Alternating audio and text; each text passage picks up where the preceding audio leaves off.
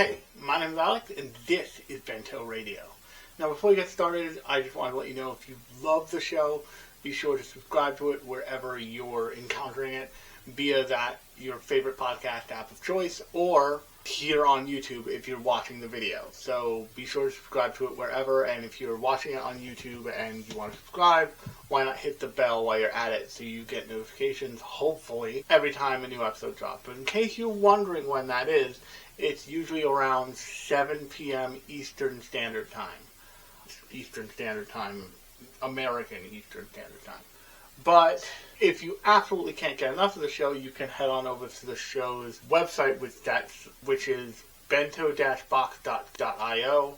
That site again is bento-box.ghost.io. And there's tons of stuff there for you.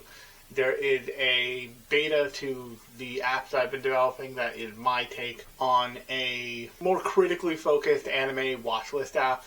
Think an anime watchlist app where you as the user can take notes on every single episode that you watch of something. So definitely go check that out. It's called Bento Watch. That is in the navigation of the site. There will also be a bunch, and I know I'm increasingly more out of date with these. There are a bunch of posts that are directly connected to different episodes of the podcast you can check out. And there are a few articles that I've written over the years of thinking about anime on a larger scale than just a singular show. Not that I don't do that on this show all the time, but hey, that's in the written form. But on that note, I want to jump into what we're talking about this week. And that's actually a show, and this is the first time in a while I've pulled something like this. I was just so fascinated by the idea of talking about this thing. It's a show I've barely started. It's a show that I haven't finished. I probably won't finish. And that show is Dead Account. So let's toss it over to to get us a synopsis of the show. And then we'll come back and we'll pull this thing apart. Dead Account is a supernatural action anime based on the manga by Shizumu Watanabe. The story takes place in a world where the social media accounts of dead people can become haunted ghost accounts, allowing lingering spirits to return as dangerous digital entities. The protagonist, Soji Enishido, is a notorious rage-bait streamer known online as O-Ringo. He deliberately makes controversial videos to earn money for his younger sister Akari's medical treatment. Despite his toxic online persona, Soji is actually a kind-hearted teenager devoted to his sister. His life is shattered when he discovers that Akari has already died, and that a powerful ghost account is responsible for her death. After awakening a supernatural power called cyberkinesis, Soji is recruited to Midden Academy, a secret academy that trains modern exorcists to battle digital ghosts haunting the internet. There, he learns to use his rare blue flame abilities alongside other students while investigating the mysterious entity known as Sad Boy K, the spirit responsible for his sister's fate. Now, I'm not going to leave you in suspense here. The reason why I didn't finish the show is because I just don't think it's very good. But in order to get there, I want to talk about where I think this show came from. Because I think that while Dead Account as a thing in the world is not very good, I think where it comes from is a place where lots of very good things come from. And that is emulation of what came before. So, very often people consider the proto-shonen anime to be Dragon Ball Z and basically Akira Toriyama stuff. Everything that comes after that kind of springs out of that in unique ways. And you see, particularly in Yashiro Togashi's work, you see a kind of reinterpretation and remyth-making and leveling with what the Shonen Jump form, what not only the Shonen Jump form, but the Shonen form is. And the reason why I'm bringing up Yashiro Togashi in this is because he is the one who really frequently deconstructs the form and messes with it. So if you look at something like Yu Yu Hakusho, for example, Yu Yu Hakusho is, what if your protagonist was a scumbag who was a good person? And not in the way that you think of as anti-hero like Wolverine or the likes, but just like an actual delinquent. What if an actual delinquent is capable of rising up to be the hero of a story? And the delinquent gangster media that is from the 70s-ish in Japanese film was condensed into a character, and you get characters like Yusuke, you get characters like Kuwabara, you get Hiei, you get everybody in that show except for Keiko, and then hilariously, because he's married, it's even at that point, to the author of Sailor Moon, who is the progenitor of shoujo. You get characters in that show that are, in that thing, that are incredible because they are from a different show. I forget her name, but Kuwabara's older sister is just a sad shoujo heroine transferred to another show. Yukina is also a little bit in that vein, but my point is that Tashi loves messing with the shonen form and taking that opportunity to do something really interesting with it in some way. So the thing I want to focus in on here, because it's very important, is Hunter x Hunter. And the reason why I want to focus in on Hunter is because it's responsible for what I think is the first real piece of the puzzle of how you get to a show like Dead Account. And we'll get there, I promise. Maybe not in a second, but you get my point. Hunter has two characters in it that become a piece of the puzzle for Dead Account. And those two characters are Killua and Kurapika. And the characters in both Killua and Kurapika eventually boil down to become the character that is Sasuke in Kishimoto's Naruto. He is pretty open about being like, I really loved the ideas behind Killua and some of the ideas behind Kurapika, and so I just blended them together to create Sasuke.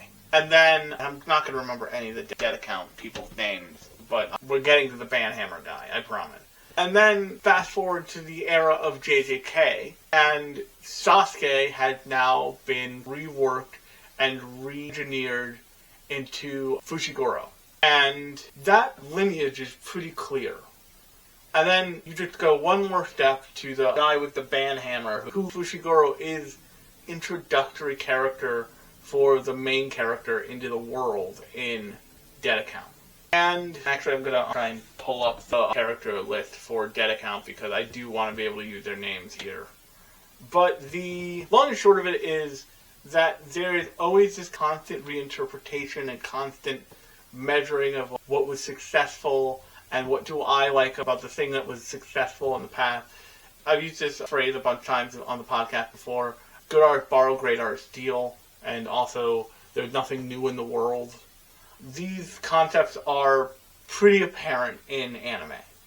Much of what people like in anime comes from other shows that came before because the anime industry as a creative force has been around for long enough now where creators who are making stuff now consume what was made before in the same way that we consumed it. So if you look at Gege Akutami, the author of Jujutsu Kaisen, he very clearly consumed all the same things any millennial anime fan would have consumed and interpreted them in certain ways. And one of my hilarious, I will probably die on this hill if you try and make me, thoughts about JJK is there's a thing that he's doing with basically every female character in JJK, and it feels to me like he's trying to correct the ills of Kishimoto, because famously Kishimoto wanted to write Sakura as a female character that people wanted to root for. And if you've ever watched Naruto or ever even read Naruto, you know how badly that goes.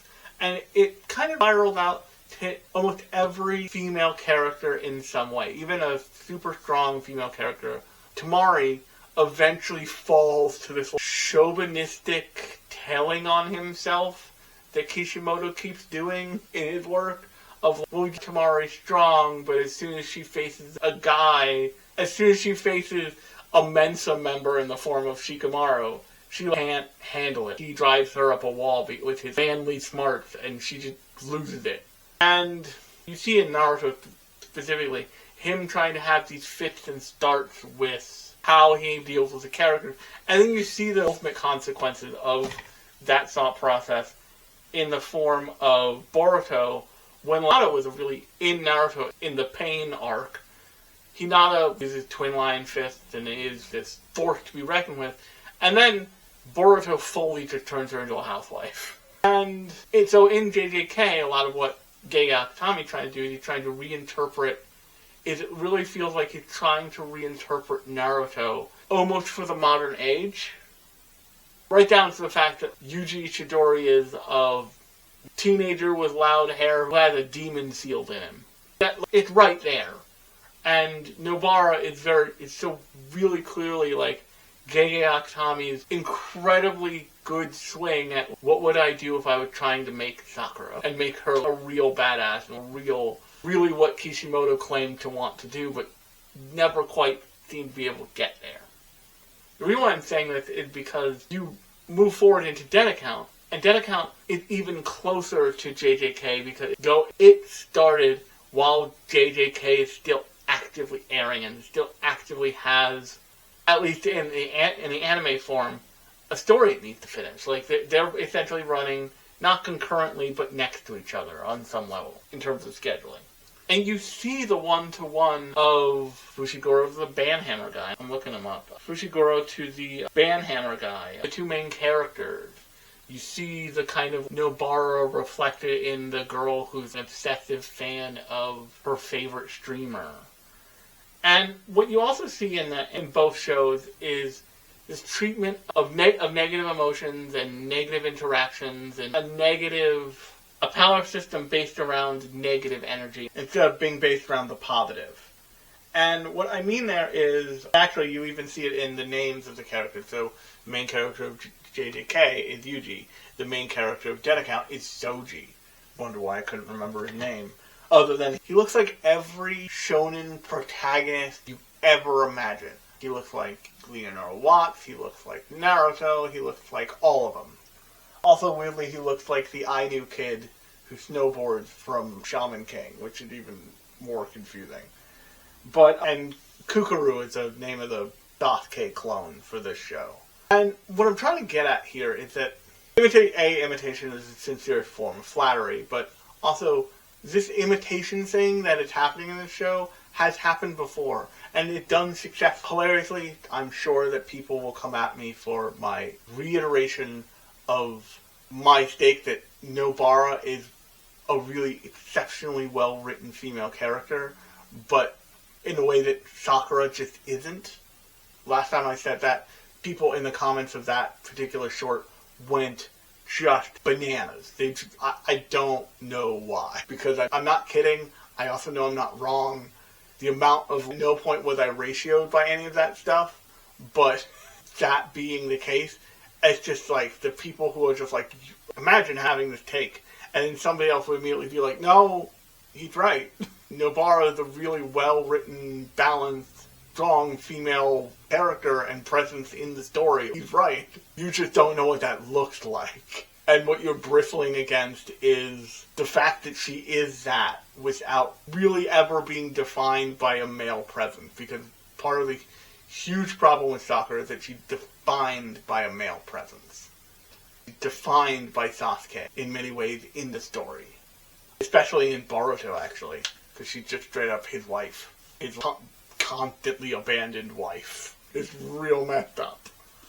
But, so long and short of it is that Dead Account is this thing that is the ship of Theseus of a concept of which there are no original parts left.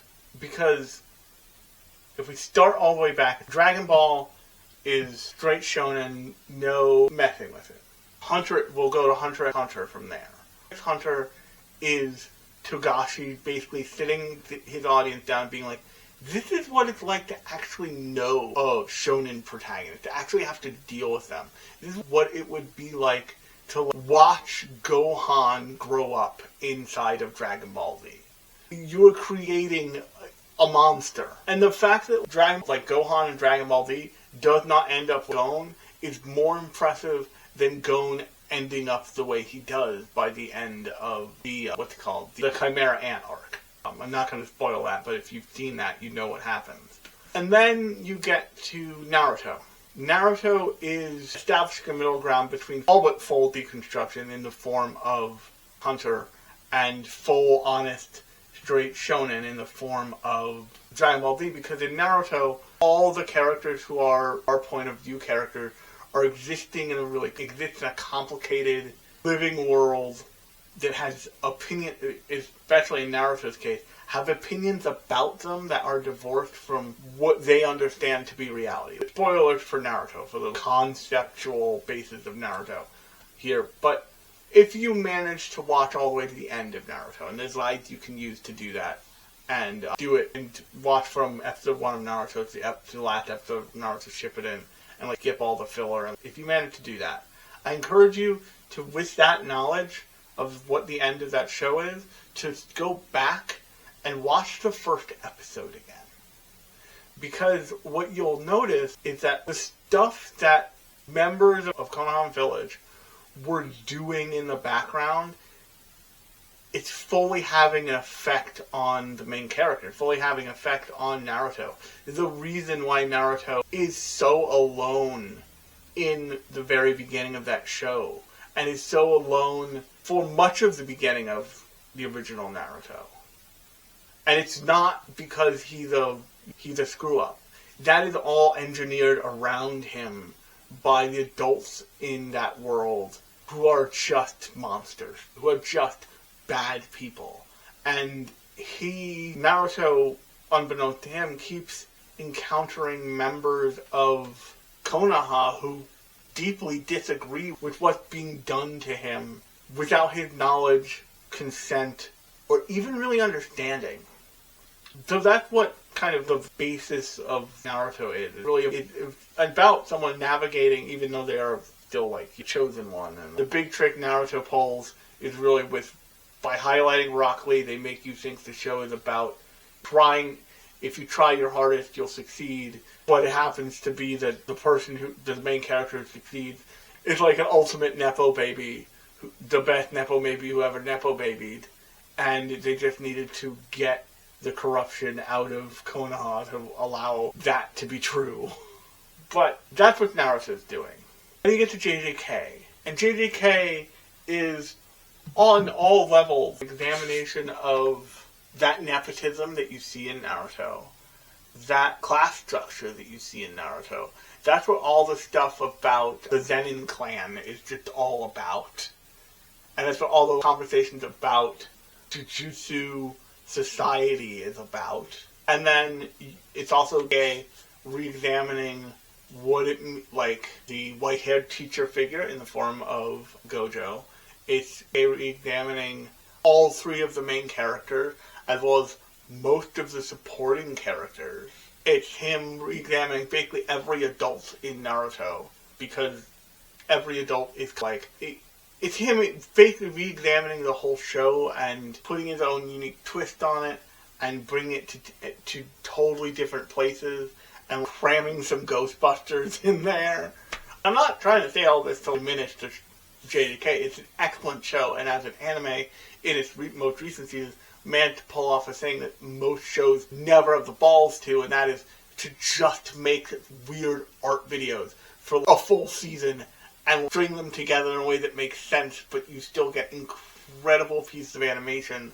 And the last episode of JJK is so balls to the walls awesome. I've done an episode about season 3 of JJK, but it's so balls to the wall awesome that I would recommend any, not just fan of anime, but fan of animation or entertainment or media. Just, if you've seen nothing else of that show, watch the very last episode of JJK Season 3, because it is just like a masterclass in how to make a fight happen, but at the very least. But you have JJK doing that, and then you have, this was always going to happen, by the way. I'm not blaming Dead Account for taking the swing. I'm saying that it is not calibrated correctly for the swing it took, and we'll get to that in a second. But like I said, now you have Dead Account, and you have this game of telephone where, for the first time in this run of things that I've laid out for us here, complete miss of what the heck's going on here. You have Soji, who is what the show calls a flame baiter, and we'll get to that. You have Kukuru, who is straight up just a Reddit mod.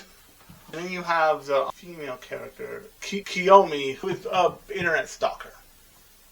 So you have, what's interesting about this is that Dead Account manages to understand what JJK is doing on a power system level, in that negative emotion and cursed quote-unquote energy is what powers people's ability in JJK. It's not like Nobara is not out here using the power of friendship to drive nails into demons. She's using the power of self-aggrandizing awesomeness. Gojo is not... The fact that Gojo can be the best does not mean that he's also a good person to people. It means that he's kind of a dick to everybody. But everybody admits, that, but he also backs it up, so I'll almost tell you. And in Dead Account understands that. And so it uses internet terminology to give that a place in the modern world in a way that lots of things never will. And I want to talk about the idea behind cell phones and media here for a second, because it's a really interesting idea if you've never thought about it. Very often in most media, you will not see a whole lot of cell phones. Yes, you see them, but they're not... What's being focused on is not the phone. What's being focused on is communication. And even in something like that's incredibly modernly based, let's take Nana, for example. There's tons of scenes where the characters are using their cell phones in that show. But they're never using their cell phones the way that we all use our cell phones. They're never using these things as broadcast devices. They're always using them as communication devices. They're always talking to another person. It's always to text someone or to call them, not to pick up your phone and go live, not to pick up your phone and post something to Instagram. For a long time, there's been this concept in film that one of the reasons why you almost never see people use cell phones is because that's not an idealized version of anything. You can sit at home and be depressed and be on your phone. You don't need to see even a depressed character do that in a film, unless there's a very specific reason. And also there's a problem of if you have a character texting, you either need to put the text bubble on screen, or you need to digitally add in the phone screen, because try them on any Apple TV show. You cannot read the phone screen. And that's been a common issue for any kind of digital screen in any show ever. Very often, if you look at a TV if you see someone watching TV in a live action show, that TV is probably playing green screen or it has a green screen over it, and they're putting that TV show on the green screen. Or they have the most advanced cameras ever. It's very hard to take a video of a video being played on a screen, because there's refresh rates and all this other stuff. But suffice to say, phones don't stand for positive things, generally speaking. And Dead Account gets at this pretty quickly. It also gets at the people's rotten relationship to social media. It, to its credit, really understands that. It understands the idea of you making a social media account in any capacity, and then that thing outliving you. I wouldn't be a bit surprised if everybody watching this has had someone who they followed pass away. And that social media account converts in reality some kind of memorial for that person in some capacity. And actually, if you go not that far even into your Instagram settings, there's a section devoted to what do you want us to do with this when you die? And I think the two options are the account gets automatically deleted, or the account converts to a memorial account and access is given to your loved ones to do it. But in Dead Account telling, when someone dies, their social media account doesn't disappear, and it can become this Bleach-esque hollow ghost monster thing that also feels like it's borrowing from not just Bleach, but what's the thing that starts with innocence and sorrow? D. Gray Man. It feels very D. Gray Man-esque. And down to the fact that there's something that's causing these dead accounts to occur. But it just doesn't, in the same way that hilariously for me at least, my first girlfriend is a gal from a bunch of years back, seriously dated itself by having a character just literally call another character a cuck. I'm not kidding. Dead Account dates itself with internet culture obsession because Kukuru, the Sasuke clone, uses a straight-up band hammer. He reaches into his phone and he pulls out a big old hammer and he tried to crush your phone, his opponent's phone with it, or the dead account with it, and it's called the banhammer. Soji is what's called a flame baiter in universe. That's not even that difficult. Once again, Miyomi is centered around being an internet stalker for a K-pop idol. It's so, and you don't see very many, at least I couldn't stand it long enough to see very many takes on the differences between those things. What it's saying, even in the text of the show, is flame baiters on some level are all the same. But there are certain types of people that become these types of New Age Shinto priests and monks who fight dead accounts. And I will say where this show stunned me was when you encounter, and I want to find his name, if he's listed here, he should be, the teacher character, Yomaru. He is so much a reference to the main character of Kagurabachi, which is still manga currently, but has an anime coming. It's been announced. They released a little teaser snippet, actually. A little teaser trailer for it already. But he is so that this show's problem is very clearly not that it doesn't have an original idea, but that the original idea at the core of it, that it's being built around, just isn't that good.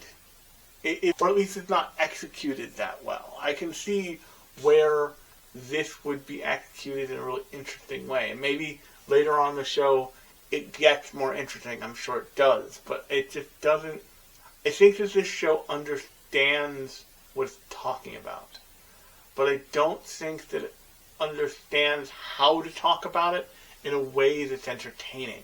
And that seems a little confusing. What I mean is, if you look at a show like, let's go to Tenjo Tenge, the Oh Great show. And actually even something like, Tenjo Tenge of Oh Great stuff is the best way to pull this off.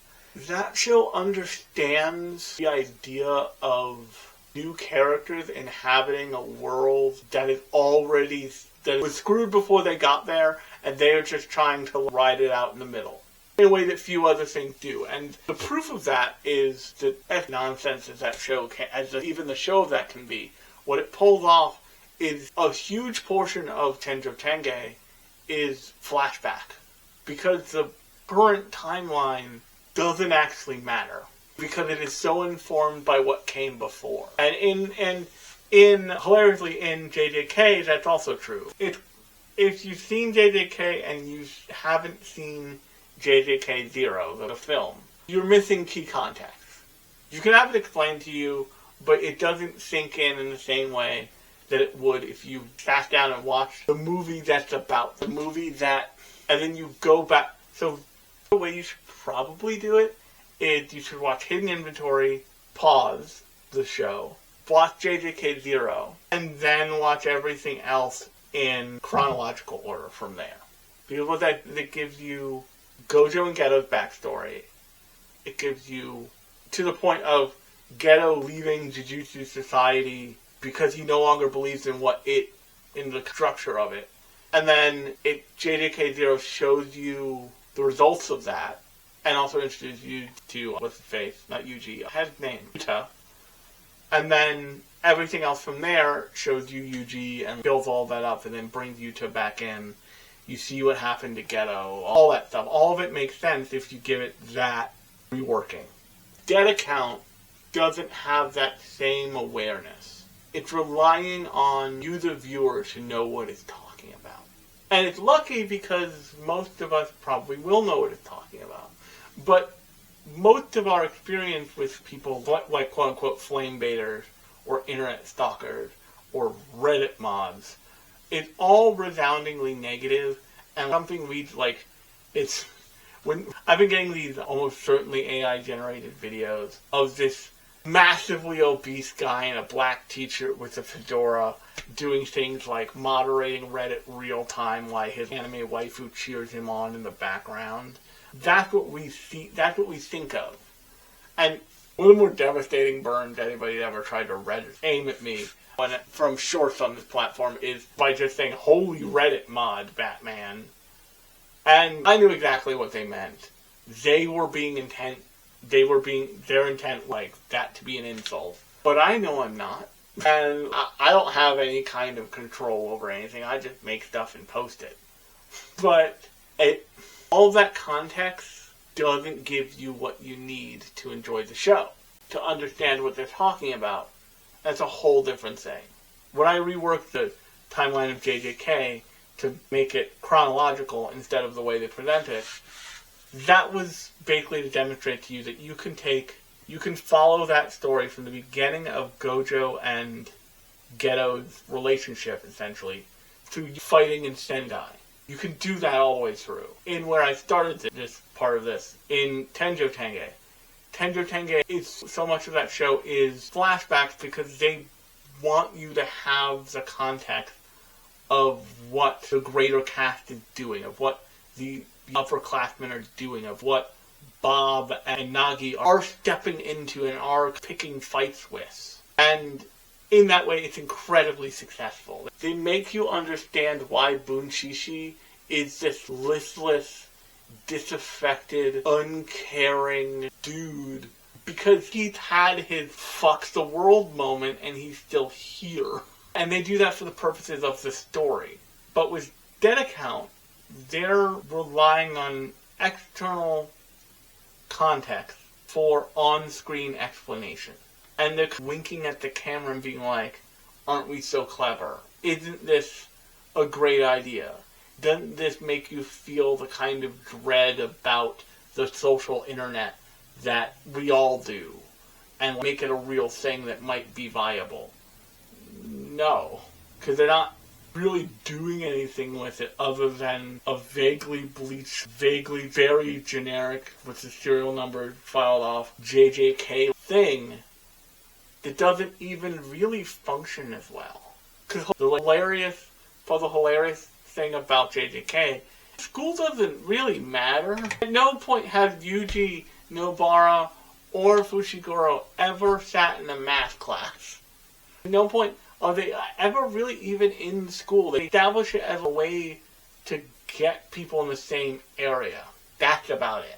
Because JJK knows that school rivalry is only interesting if you make it that way. It's not just interesting because it exists. The rivalry between the two rival schools is not interesting into and unto itself. It's interesting when you give the character room to breathe. Like Nobara, the speech that Nobara gives to the flying witch girl, which she's like, I don't think I'm beautiful, or I don't think about it in terms of beautiful and ugly. I'm always beautiful, period. Now eat these nails, you misinformed weirdo. And part of it, and I know that part of it is quality of storytelling, part of it is quality of character design. The quality of the character design of Dead Account is not very high, unfortunately. And there's all these different pieces and parts that add up to it not being a very compelling thing. But I show it was bad. I knew it was bad. Everything I'd seen of it had pointed it to being like, oh, this show's bad. Maybe don't watch it. But every once in a while, sit and watch something terrible and take something away from it. But what I took away from this is that it was surprising at how utterly it misses the mark in a way that doesn't even get close. It's so concerned with being a kind of JJK with a layer of technology and the serial number filed off that it almost forgets to be good. On that note, that's where I'm going to leave it. Hey, I hope you enjoyed the podcast, and if you did, be sure to subscribe wherever you're listening or watching. If you're listening to it on a podcast platform and they allow you to give a 5-star review, be sure to do that. If you're watching this on YouTube and you really liked what you saw, be sure to subscribe to the YouTube channel and like the video. In addition, if you want to make sure that you don't miss a beat, be sure to hit that notification bell so you know when new episodes drop. But if you're wondering, they drop every Thursday night Eastern Time. And on that note, if you really love the podcast and you really love what I'm trying to do here, be sure to give the website a look. That website is bento-box.ghost.io. There will be a link in the description of either this podcast or this video. It'll also be linked in the description of the entire podcast on the information page. It'll also be linked in the description of the YouTube channel. So there's plenty of ways for you to get to that website and check it out. If you want to follow me, my social links are also listed in the footer of that page. So once again, go over there to find that stuff. But I hope you liked the episode. I look forward to talking to you next time. But until next time, I have been Alex. This has been Bento Radio, and I'll talk at you later.